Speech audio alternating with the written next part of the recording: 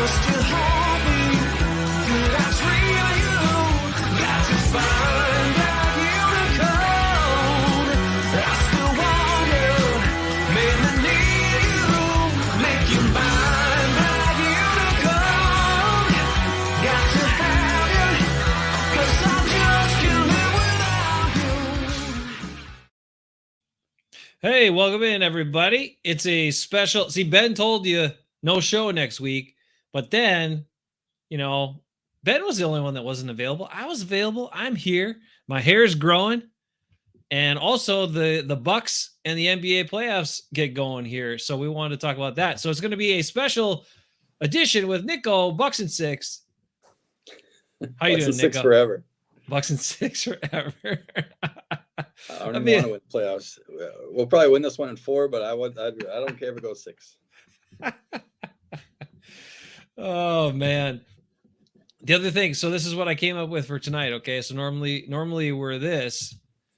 we are Packer outright opinions, but tonight we're not. Tonight we are boo Bucks outright opinions. So instead of poo, tonight we're boo. What do you think about that? I mean, do I just boo for the? You're gonna get bad, reactions to that. People are gonna boo. It's gonna be like John Kuhn or something. Like Hey. They're not saying boo. They're saying Bucks outright opinions. That's right. And it'll catch on. I'm sure this will catch on and be just as big as like the John Kuhn or George Kuntz or any of those things that used to happen. Yeah. I'm absolutely certain of it. Tonight I'm drinking the flagship Spotted Cow from New Glarus Brewing because they're awesome, and then with their new foundation they gave basically the nonprofit I work for, but it was all set up by me. You're welcome very much. $25,000 grant. 25 G's. Yeah, pretty awesome. That's cool. Yeah, support the work and support helping keep people in their homes. So I appreciate that, and I'll drink to that. Thank you, New something Glarus. for you to drink at some point. Oh, what's that? Yet because it's a present for you. Let's see it. Bucks wine. What? Better with age, better after 50 years? Is that what it says? Oh, it's brand new, man. Okay. Fear the Deer. I don't know who makes it. Okay. Fear the Deer wine. Fear the Deer wine. I'll definitely try that. I'm not usually a wine guy, but I'll try that for sure. 100%. I'll give it to you. Oh, that's so nice. I don't know if you want to drink it though, because the bottle looks so cool. That is a nice bottle. Yeah. I'll keep it just for the bottle. If I ever see you again, that's yours. You'll see me. Stop it. We get together at some point here. All right, so let's talk about the NBA. Let's talk about the Milwaukee Bucks. So there's the play-in games. We'll give you a quick update on those. Let's take a sneak peek here. Cleveland and Atlanta. It was a tight one. It's still a tight one. It's 102-99. Atlanta leads with 51 seconds to go in the game. So that one's going right down to the wire. And then later tonight, after that one finishes, you got the other contest for the West. Not that we're that worried about that because, we're worried to focus on the East. But, I just mentioned to you before we jumped on here is that, the Cavs, Miami only had 20. So Miami Heat, number 1 seed, only had 29 losses the whole year or whatever. And 2 of them were to the Cleveland Cavaliers. So I don't know if that's who they want, but they're going to get one of those 2 teams to face in the first round. Yeah. I would expect Miami to win that, but stranger things have happened. That's true. You remember the old Nuggets 1-8, right? Upset. I do. Mutombo. Yeah, clutching the ball like they just won the whole darn thing, and I think they lost the next series after that, didn't they? Well, the Miami's the 1 seed, but they weren't a juggernaut like runaway 70-win team. They're just the East is so compact. Yeah, for sure. The difference between first place and sixth place is pretty small. The Suns out in the West had that. They had won the division or the conference by a good margin, but Miami wasn't. It was up for grabs the last week. Yeah, Miami's 53-29. Then you had Boston 51 wins and the Bucks 51 wins, the 2 and 3 seeds. And Sixers, I believe the Sixers have the same. That's right. 51 wins too. You're right. 51 wins for Philly. So those 3 out of 51s, and Toronto's got 48 wins at the 5 seed. Chicago 46. And even, the dangerous Brooklyn Nets with 44 wins. So, and they actually, Cleveland had 44 wins too. So, it was all pretty compact. Remember the old days of the Eastern Conference? Everybody hated on the East, and everybody said, oh, and there were like terrible teams that would make the playoffs that were like under 500 teams, like 4 or 5 games under 500. Yeah. That's no more. It's a really competitive conference. I think the West, because they went to 10 seeds, the Spurs had a terrible record. Yep. As the 10 seed, but by and large, most of the teams are at least 500 teams that made the playoffs this year. That's so weird. The playoffs expanded, but it seems really weird to me. Hard to figure out. But perhaps, just the elite teams in the league, or the good teams in the league, consistently win, and the bad teams are, well, they're hovering down below, but that's the way it kind of goes. It'll be interesting. A lot of people going into this playoffs. Tell me how you feel about this, Nicko, because this is the one thing that a lot of times, Bucks a little bit under the radar last year. Okay. Everybody high on the Nets with the big three and all that stuff. And now this year, so many people I keep hearing, it's going to be a finals rematch with the Bucks and Suns. How do you feel about that? People talking about that way too early for me. That would be cool. A lot of times when teams are, you call the Bucks a 3 seed, but they could have easily been a 1 seed. Once you get the title, it doesn't really matter that much. And so I could see that happening. The Suns were the most dominant team of the regular season, and the Bucks are the defending champs. So it could easily be right back in a rematch, which I wouldn't mind seeing, because I think we'd win again. I do too, because you got a bunch of big guys and you go play in the paint and just beat them up, because that's like, I love that. I love the fact that the Bucks I remember how last year in the playoffs we were frustrated at times because we were sitting there watching this team not utilize their size. Yeah. And then we'd say, oh, hey, this game, they decided to take their 7-foot guys and stick them in the paint and like go to the basket and score buckets, easy ones, and do a lot of pick and roll and have the big guys drop and then get easy passes for dunks. And then all of a sudden they won all those games.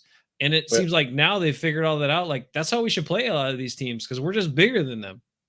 I hope that is the case, because I think this first round series that we're going to get into is going to be a shining example of that. Yep. Because I don't think the Bulls have any kind of big men that can stop the Bucks' big men. No, not at all. Even who's the big guy in the middle, or the big guy for them? He's like a foreign guy too. Can't remember his name.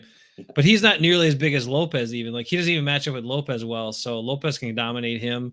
Right. He can't handle Giannis. Like, I just hope the Bucks do like 70 points in the paint every game. I'd be good with that. Like, just pound them.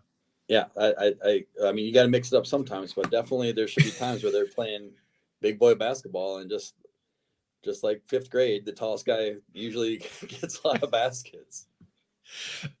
So the other thing I really love about the Bucks team, and we'll talk about it a little bit, the character of it, the guys who make it up, but they're just battle tested, right? They went through a lot of the same guys are on the team last year, went through everything they went through to get it done and win the championship, but all the adversity and all of that.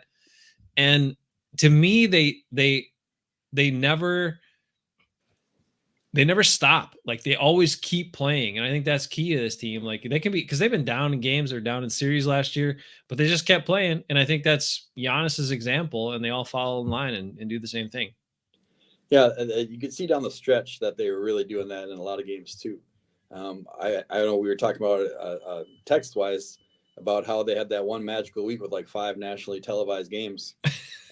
After, when we first started watching games together, if they'd had one, we got all excited about it.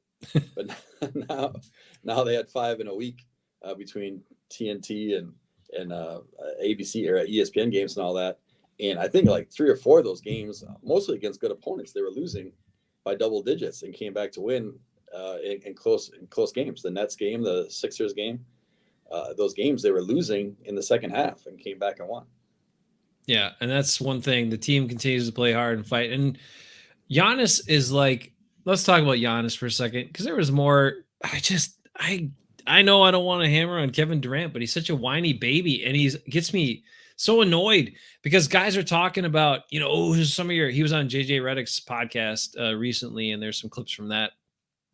And there was actually a clip that said they talked about Giannis, and I was like, okay, so I'll listen to this, because I didn't really want to listen to the whole thing. And anyway, in the clip, it took him forever to say anything about Giannis. and they are kind of asking him like, who do you, whose game do you like, and who do you like watching, and blah blah blah. And Book, we like Book, yeah, he's so, he's really awesome and blah, he getting into himself and figuring everything out, and great, he's a very talented kid, talented player.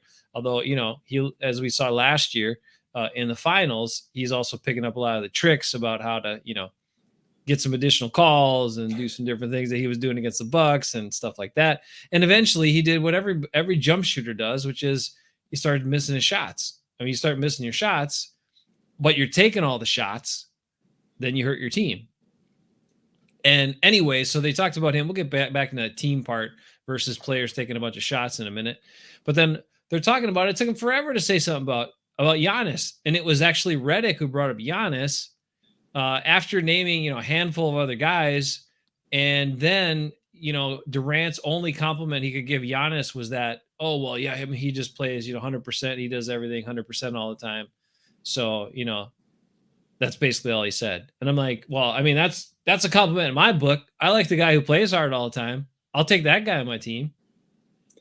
Yeah. I mean, even when they talk MVP this year, the NBA is always a narrative. So Giannis already having won it twice makes it less likely for him to win again for whatever reason. But if you're the best player, you should be the best player, right?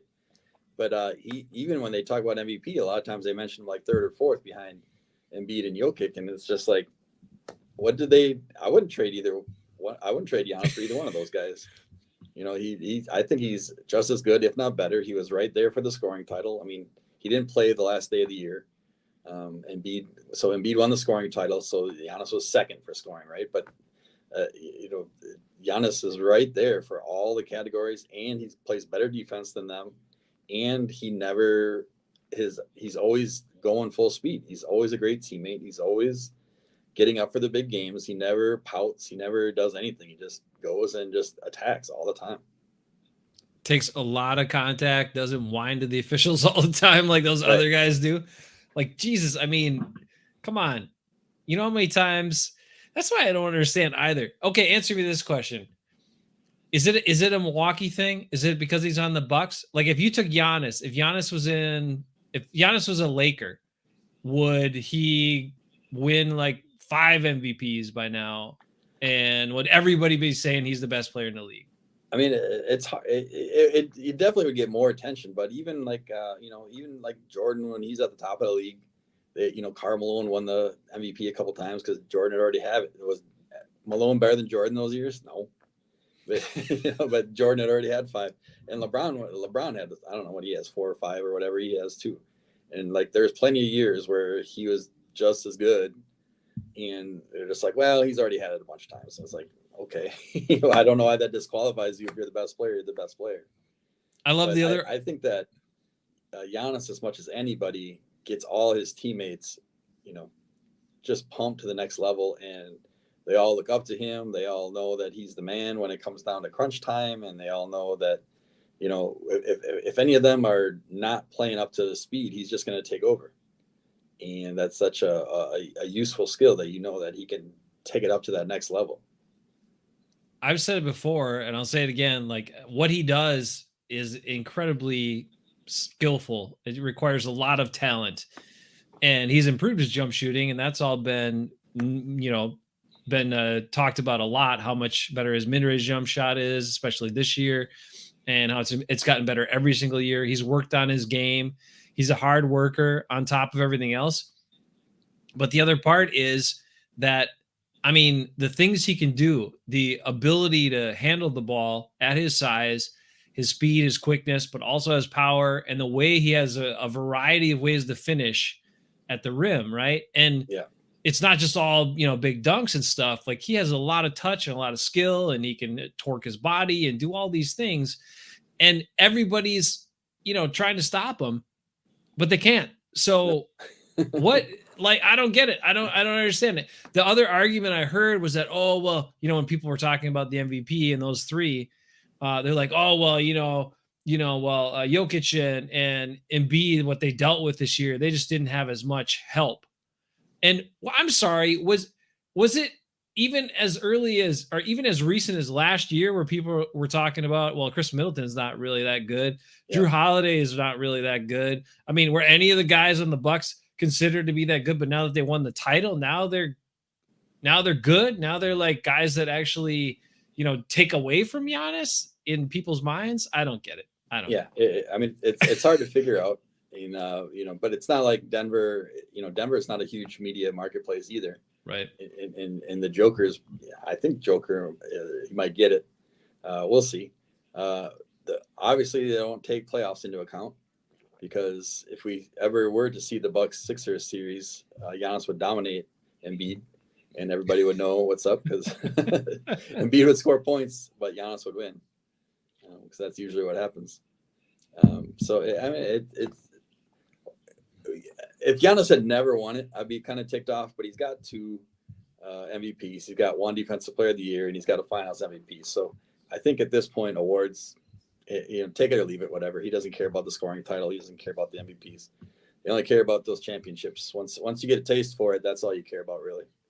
I know he doesn't care about those things. I care about them for him, because somebody needs to, because he deserves it. He's so damn good. Yeah. And he works his butt off. And you look at all the work and effort he's put into making himself better. And at the same time, having the perspective he does, being as humble as he is, as focused as he is on not the limelight and being the star and making all the money, but just doing the best he can for the team and organization, and the loyalty he's shown. Yeah. I mean, come on, that guy's the best.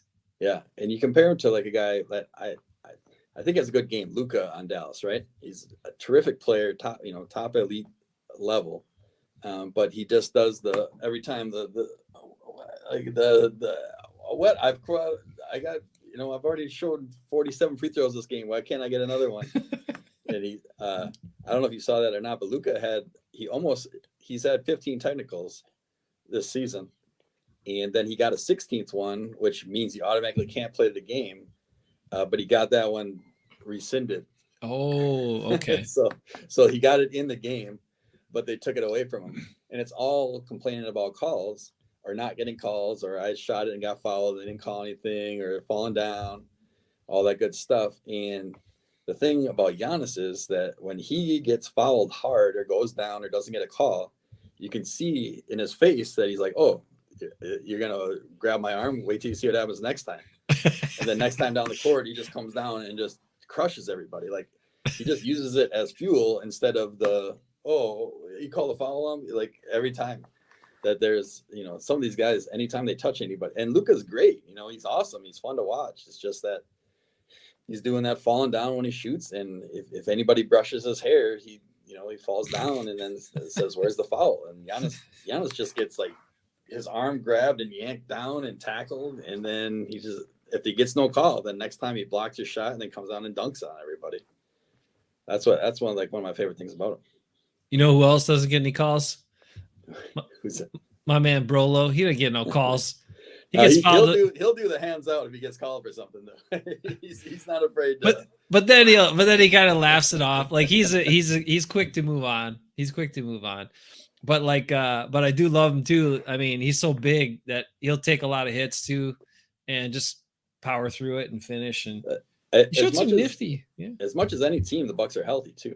Mm-hmm. I mean, I don't have any wood around here, knock on wood, but we should be seeing our 5 starters playing these games here. So, every team can say that. And I know Paul George was missing the Clippers playing game and all that stuff. And it's like Bucks team, they weren't always healthy all year with Lopez missing most of the year, but right now they're as healthy as they've been, and they were able to rest guys down the stretch.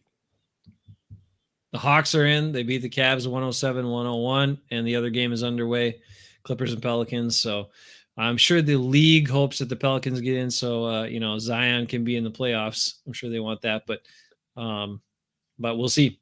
Anyway, so the Hawks are in with their little annoying guards and Trae Young and stuff, and we'll see. Hopefully the Bucks, I don't know, maybe they'll see him again. Probably not. I think the Heat will win. The Heat are pretty good. Okay, so anyway, the Bucks-Bulls series. The Bucks dominated the Bulls, won all 4 games this year. They haven't actually lost to the Bulls, I think, in several years in a playoff game. It's been a long time. So Yeah, I mean, it's clearly an easier matchup. Although for me as a Bucks fan, I'm not that worried.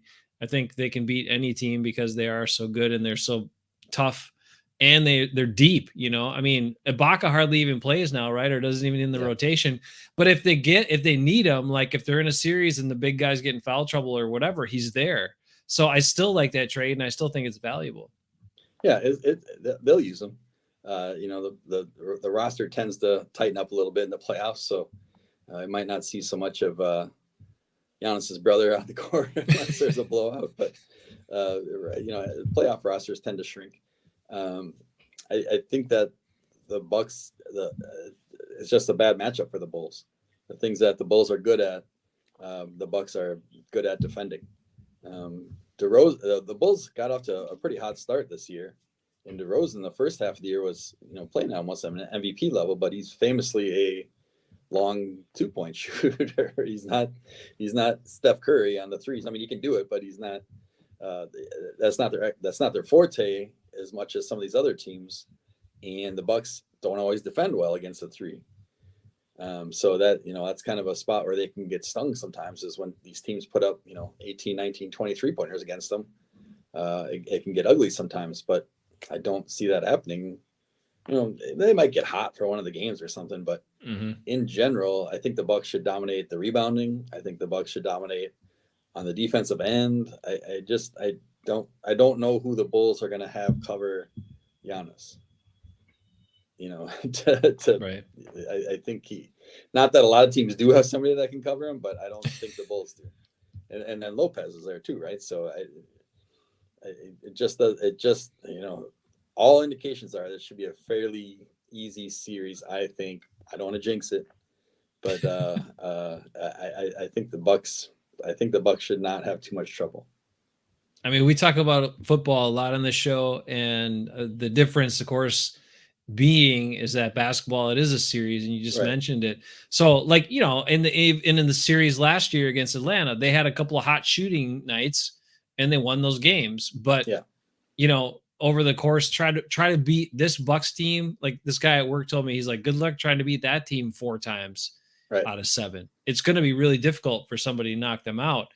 And I think that's why a lot of people picked them to come back, on top of the fact that Giannis has become so big in big games, and also seemed to just get whatever was ailing him with free throws last year. He seems to be over with it because he had shot better than 70% from the line this year, and just not much better than 70%. But still, that's a market improvement. Better than last year, and he's not taking so much time because that became such a focus.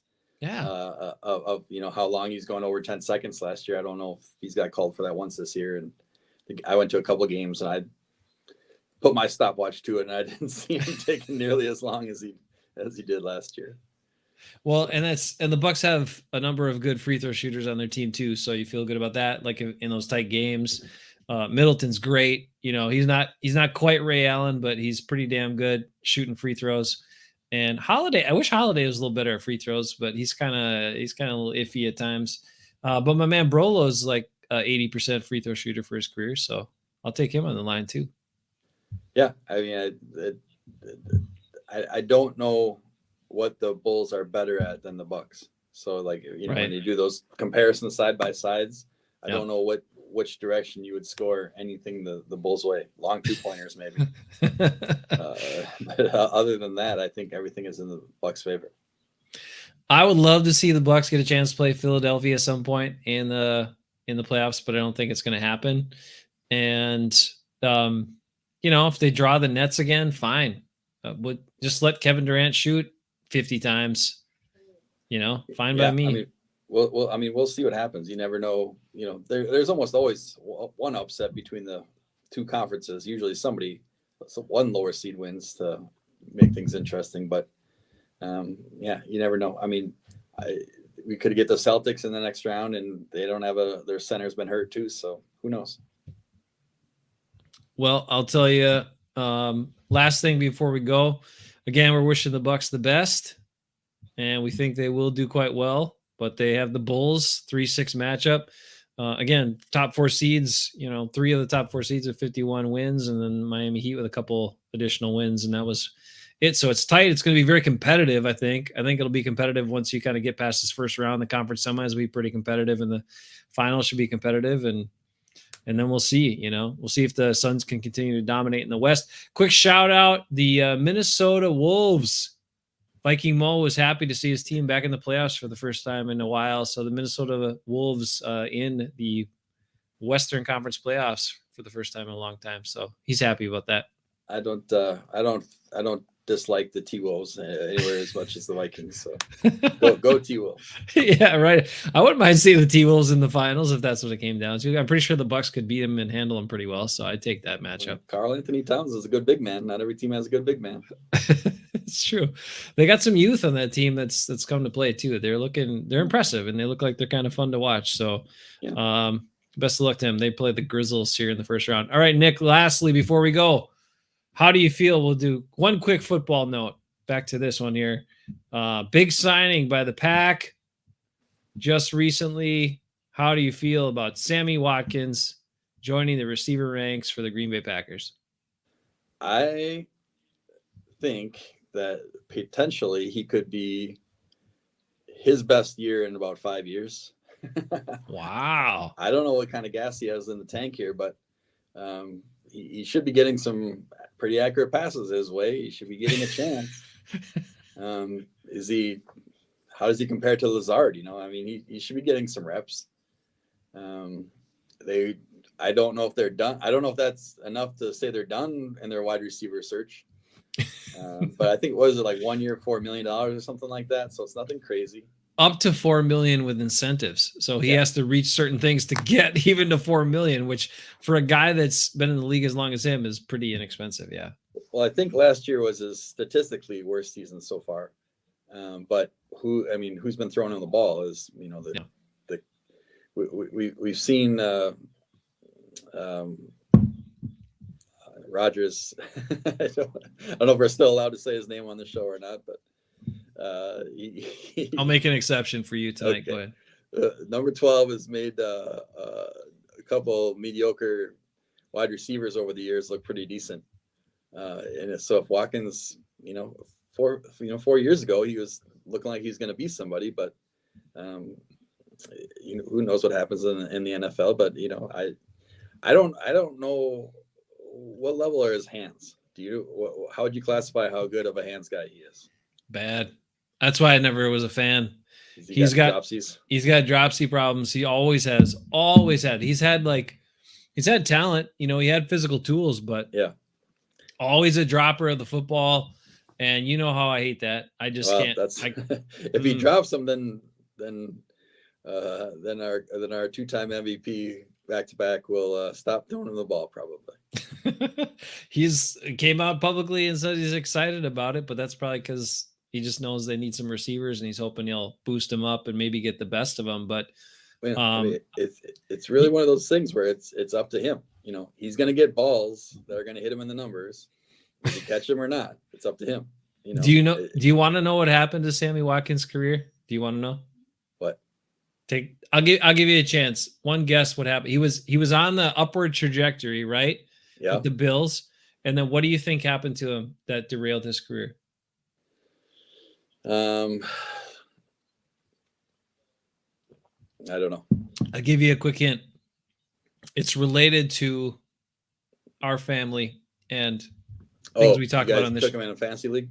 That's Ben. Ben took him in fantasy football. And since then,